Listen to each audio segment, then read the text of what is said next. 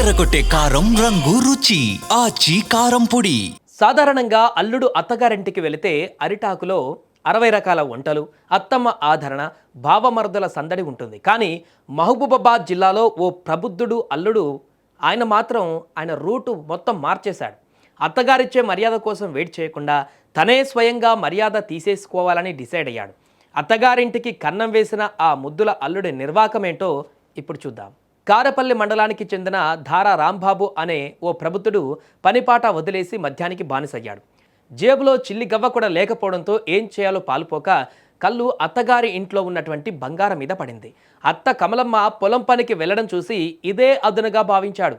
అత్తగారి ప్రేమను దోచుకోవాల్సింది పోయి ఇంటి తాళం పగలగొట్టి 1.5 తులాల బంగారు నెక్లెస్ను దోచుకున్నాడు.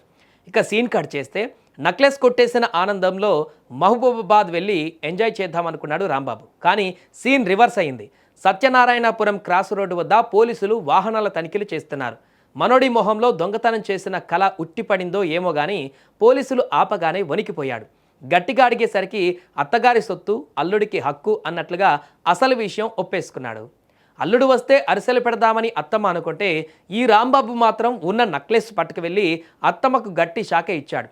ఇంట్లో చోరీ జరిగిందని తెలిసి లబోదిబోమంటూ బయ్యారం పోలీసులను ఆశ్రయించింది కమలమ్మ. తన నమ్మకాన్ని వమ్ము చేసిన అల్లుడి తీరు చూసి తల పట్టుకుంది. మొత్తానికి పోలీసులు రాంబాబు నుంచి ఆ బంగారు నెక్లెస్ను స్వాధీనం చేసుకున్నారు. మన బయ్యారం మండలం సంతులాల్పూర్ గ్రామానికి చెందిన గోలి కలమ్మ బంధువుల ఇంటికి వెళ్ళగా ఆ రోజు తాళం వేసి వెళ్ళగా తన ఇంట్లో మళ్ళా 2 రోజుల తర్వాత వచ్చి చూసుకునగా ఇంటి తాళం పగలగొట్టి